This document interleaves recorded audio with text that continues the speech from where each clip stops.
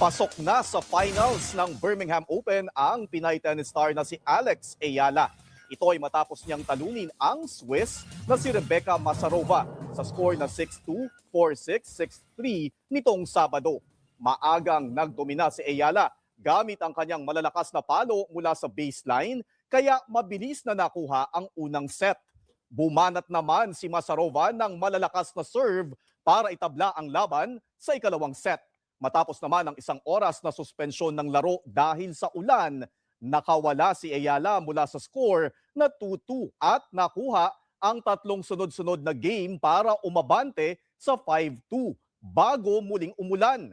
At tuluyan nang napanatili ang kanyang serve para tapusin ang laban. Makakaharap ni Ayala sa finals ngayong gabi sa Pilipinas ang kanyang doubles partner sa torneo, ang Czech na si Nikola Bartunkova.